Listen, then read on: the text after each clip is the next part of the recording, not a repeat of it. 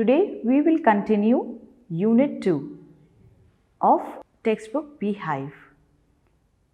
The second part of the unit is Ustad Bismillah Khan.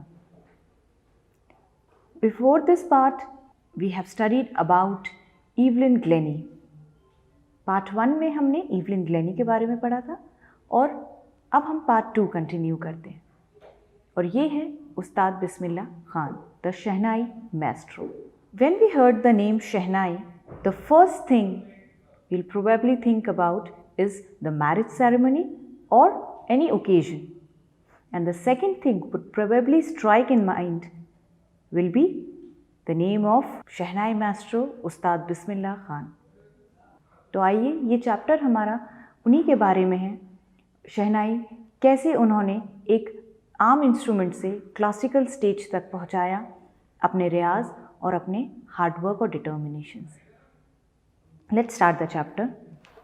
Late us understand the theme first. There is no substitution to hard work and dedication. The people who reach the zenith of life were devote with such qualities.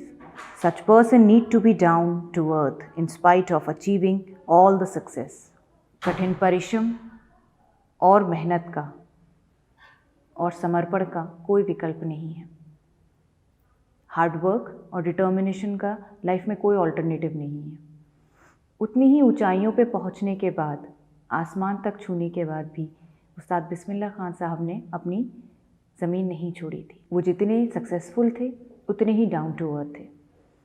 उन्हें life में बहुत appreciation, बहुत success मिला, लेकिन उन्होंने अपना culture, अपना तहजीब किसी भी सक्सेस के पीछे नहीं छोड़ा. इसी के साथ हम अपना चैप्टर स्टार्ट करते हैं. Para number 1. Emperor Aurangzeb banned the Shehnai, banned the playing of musical instrument called pungi in the royal residence for its hard and shrill, unpleasant sound. Pungi became the generic name of reeded noisemaker. Few had thought it would be one day to be revived. A barber of a family of professional musicians who had accessed the royal palace decided to improve the tonal quality of pungi. He chose the pipe with natural hollow stem that has longer and broader than pungi and made 7 holes on the body of pipe.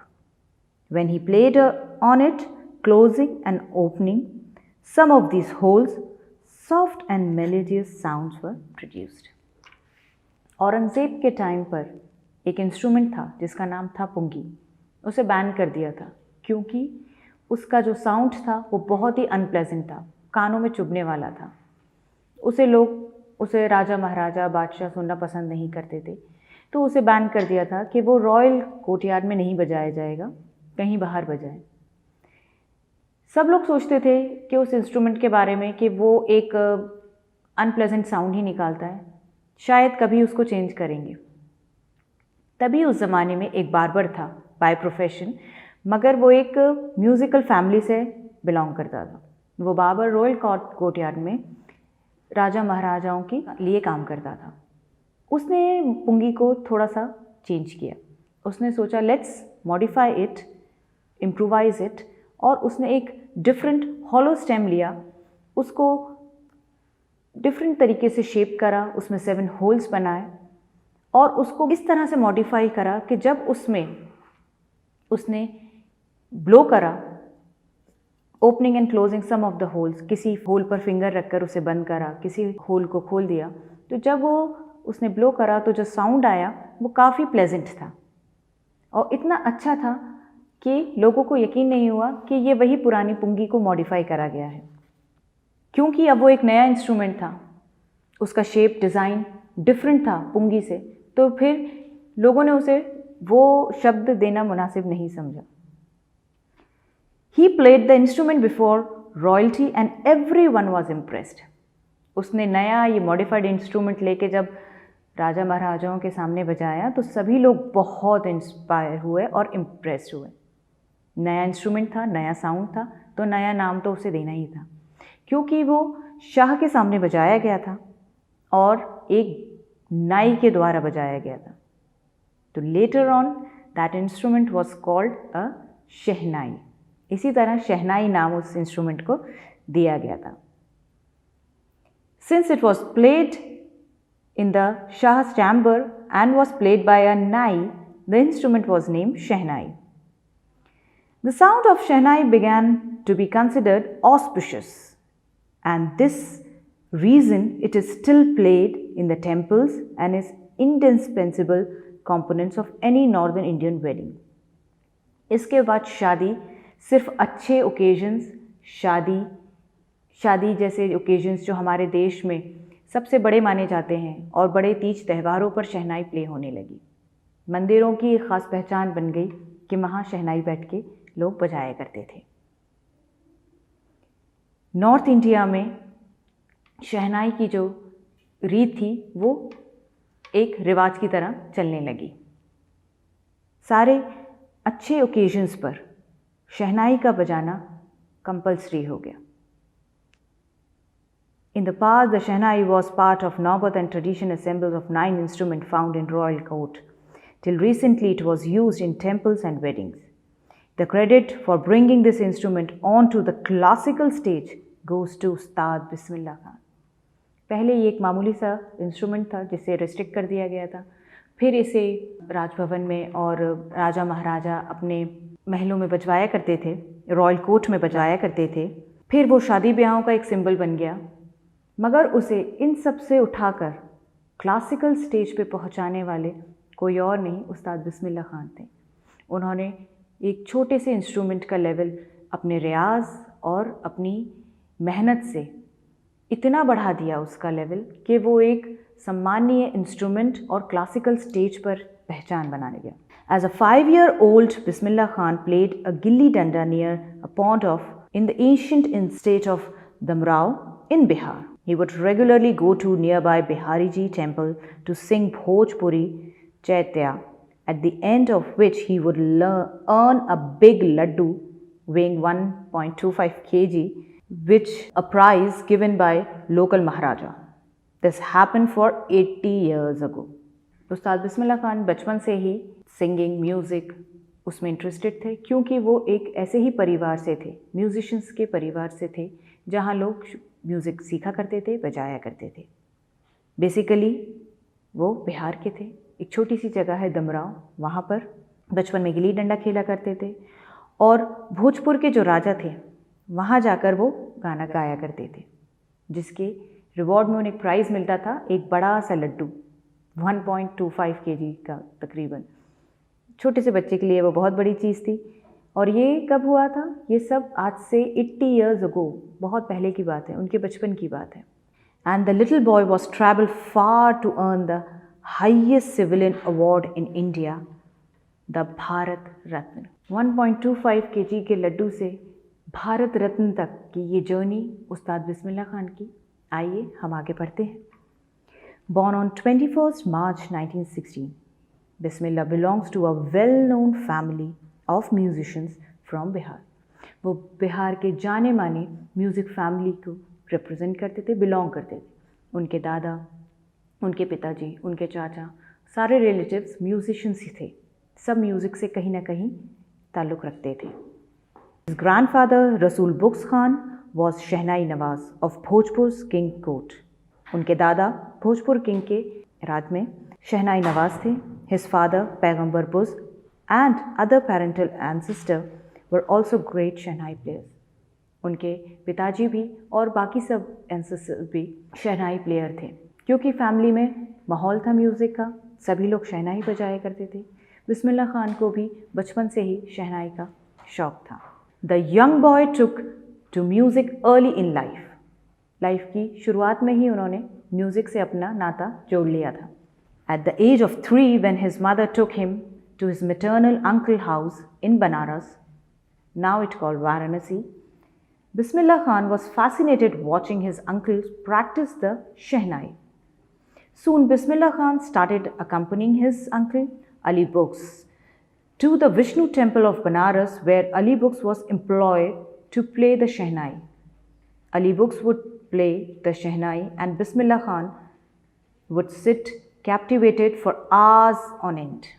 बचपन से ही वो अपने uncle Ali books के साथ जाया करते थे, जो एक वाराणसी के टेम्पल में शहनाई बजाया करते थे। म्यूज़िक से और मंदिरों से उनका बचपन से ही रिश्ता था, बचपन से ही नाता था। अपने अंकल के साथ वो वहाँ बैठ के घंटों तक शहनाई उन्हें सुनते थे और वहीं उन्होंने उनसे बजाना भी सीखा।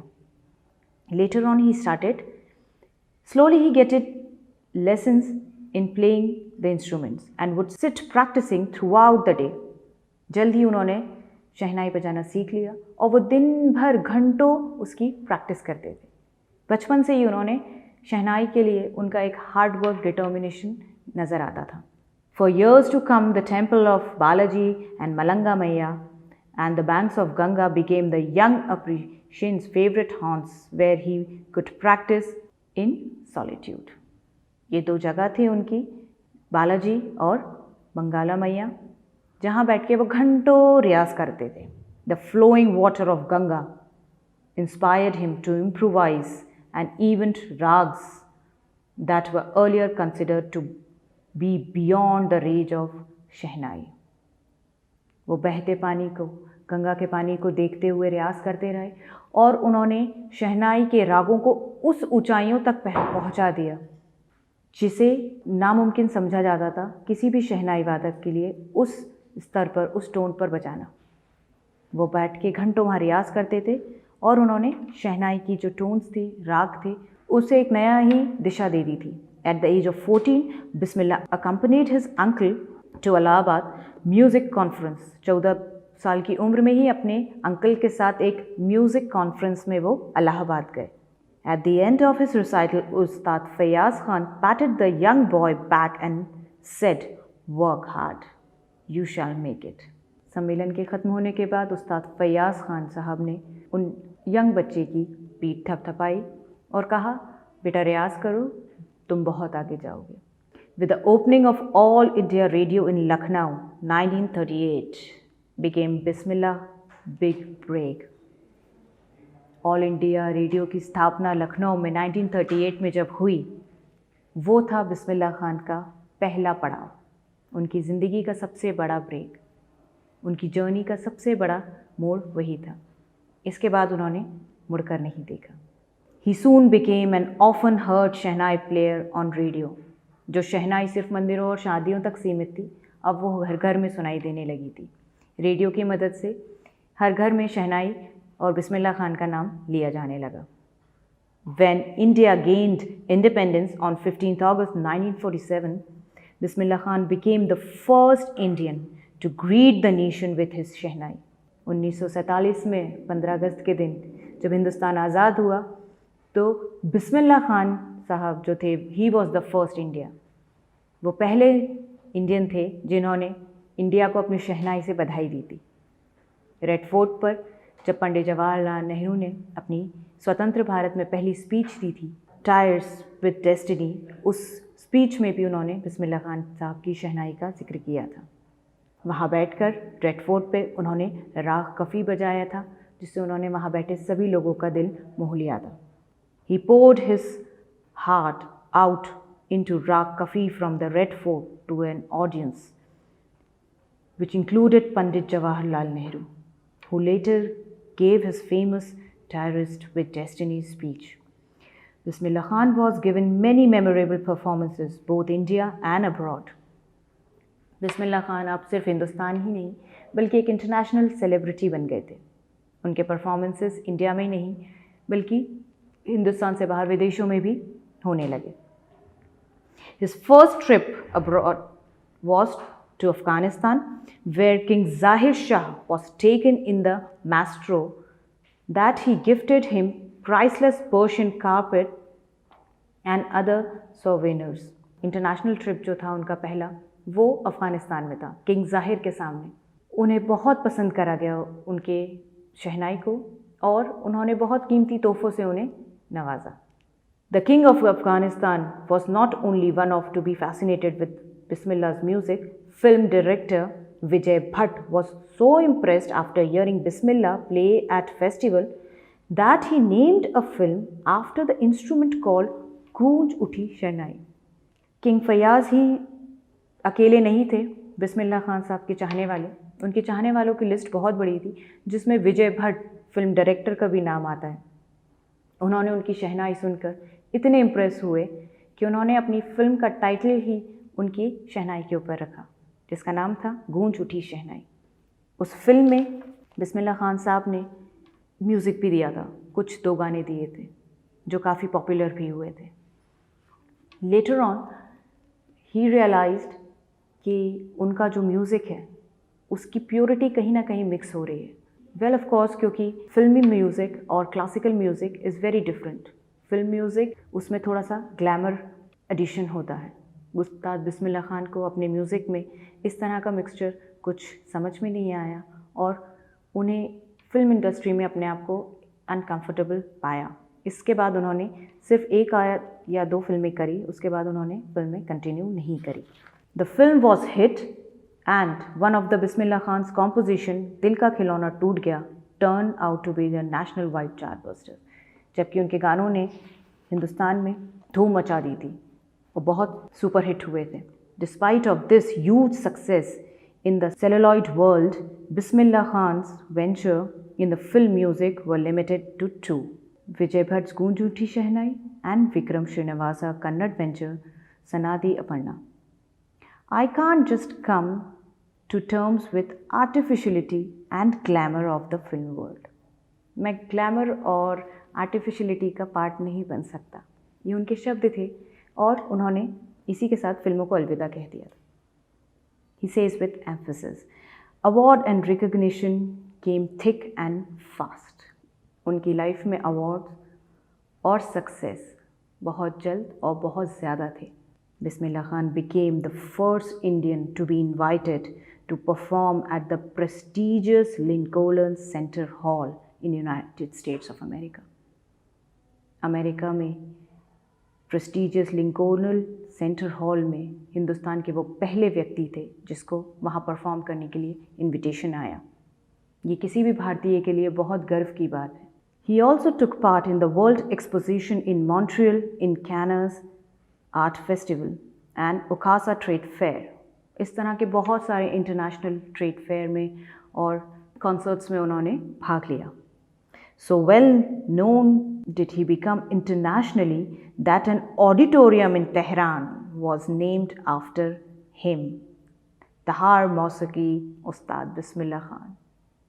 ये किसी भी भारतीय के लिए एक बहुत गर्व की बात है कि किसी और कंट्री के तेहरान में एक ऑडिटोरियम है जिसे उस्ताद बिस्मिल्लाह खान के नाम पर बनाया गया था, जिसका नाम था तहार मौसीकी उस्ताद Bismillah Khan.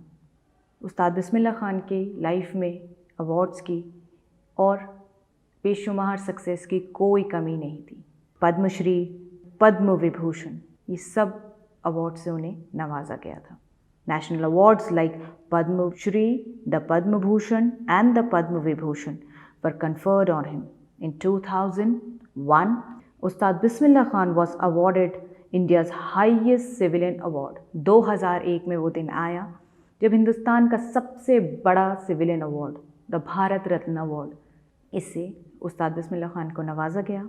With the coveted award resting on his chest and eyes glinting with rare happiness, he said, all I would like to say, teach your children music, this is Hindustan's richest tradition. इसके साथ जब उन्हें अवार्ड दिया गया तो उन्होंने भारी गले से लोगों को सिर्फ एक ही बात कही कि अपने बच्चों को म्यूज़िक सिखाएं। हमारा हिंदुस्तान म्यूज़िक, कल्चर और आर्ट से बहुत अमीर है, बहुत रिच है, तो अपने बच्चों को म्यूज़िक सिखाएं। Even the west is now coming to learn our music. यहाँ तक कि जो वेस्ट जो हम पे रूल करते थे, अब हमारे यहाँ वो सीखने आते हैं। In spite of travelling all over the world, Khan साहब, as he is fondly called, is exceedingly fond of Banaras and Tamil, and they remained for him the most wonderful town of the world. बहुत ही खूबसूरत बात है इसमें।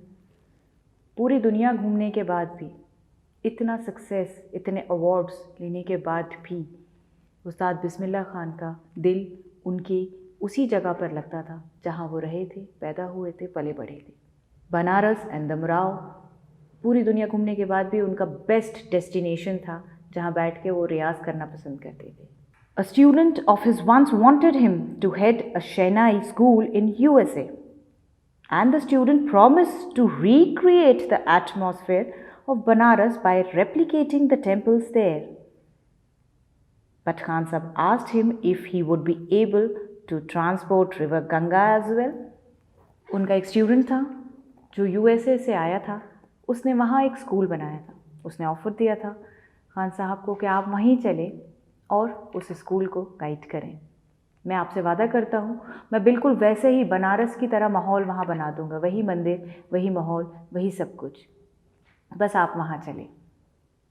खान साहब ने बड़े प्यार से हंसते हुए उससे कहा, मैं बेशक चलूँगा कि तुम इस गंगा का पानी भी वहाँ मेरे साथ लेके चलो. तो he is a perfect example of patriotism. ये एक जीती जागती मिसाल थी true love for the country and for the nation. इतने बड़े बड़े ऑफ़र्स के बाद भी खान साहब ने अपनी ज़मीन को नहीं छोड़ा था. वो आज भी उसी जगह उसी तरह से रियाज़ करा करते थे. उनकी लाइफ उतनी ही सिंपल थी जैसे हमेशा थी. उनकी लाइफ में कोई लग्जरीज़, कोई ग्लैमर ऐड नहीं हुआ था. वो आज भी उनका जितने वो प्योर थे, उनका संगीत भी उतना ही प्योर था. यही वजह थी कि उनको शुरुआत से लेकर आखिर तक उतना ही प्यार मिलता रहा. That is why whenever I remember in a foreign country, I keep yearning to see Hindustan. While in Mumbai, I think only of Banaras and Holy Ganga. And while in Banaras, I miss unique मठ और दमराव. जब मैं पूरी दुनिया में होता हूँ मुझे सिर्फ हिंदुस्तान की याद आती है. जब मुझे मुंबई में होता हूँ तो मुझे बनारस की याद आती है और गंगा की याद आती है. जब मैं बनारस में होता हूँ तो मुझे उस मंदिरों की और मठ की याद आती है. Ustad Bismillah Khan life is a perfect example of rich cultural heritage of India. वो परफेक्ट एग्जाम्पल हैं हिंदुस्तान का culture heritage. One of the effortlessly accept that to devote a Muslim like him can very naturally play Shehnai every morning at Kashi Vishwanath temple. Ustad Bismillah Khan is a perfect example, again is a perfect example of unity in diversity. हमारी country की यही beauty है कि मंदिरों में, काशी के मंदिरों में बजाने वाले शहनाई वादक कोई और नहीं, एक मुस्लिम व्यक्ति उस्ताद बिस्मिल्लाह खान है, जो इस शहनाई को और भी खूबसूरत बना देते हैं. इस बात से ये ज़ाहिर होती है कि हमारा कल्चर, हमारी म्यूज़िक, हमारी तहज़ीब हर चीज़ से ऊपर है. वो किसी भी विवाद में या किसी भी तरह की इम्प्योरिटी से ग्रस्त नहीं है. और ऐसा ही प्योर म्यूज़िक हमारे उस्ताद बिस्मिल्लाह खान का था. He passed away on 21 August 2006 at the age of 90 after a prolonged illness. काफ़ी लंबी बीमारी के बाद 2006 में उन्होंने अंतिम सांस ली. उनकी जो डेथ थी उसे एक स्टेट फ्यूनरल का दर्जा दिया गया था and the government of India declared a 1 day national morning. एक दिन की नेशनल मॉर्निंग भी करी गई थी. तो ये था चैप्टर 2 का पार्ट 2 उस्ताद बिस्मिल्लाह खान की लाइफ हिस्ट्री. और काफ़ी इंस्पायरिंग है हमारे सभी लोगों के लिए. उन्होंने हमारे देश का नाम पूरी दुनिया में रोशन किया और म्यूज़िक को सिर्फ इंडिया में ही नहीं बल्कि पूरी दुनिया में फैलाया. तो इसी के साथ हमारा ये पार्ट 2 शहनाई मास्टर उस्ताद बिस्मिल्लाह खान आज यहीं ख़त्म होता है. आपने जाना किस तरह he was the perfect example of our rich culture and true patriotism. जितना ही प्योर उनका म्यूज़िक था उतना ही प्योर उनका हार्ट भी था. उस्ताद बिस्मिल्लाह खान के साथ आज का ये हम चैप्टर यहीं ख़त्म करते हैं. नेक्स्ट वीडियो में हम एक नए लेसन के साथ आपको फिर मिलेंगे. तब तक के लिए stay home, stay safe, stay healthy.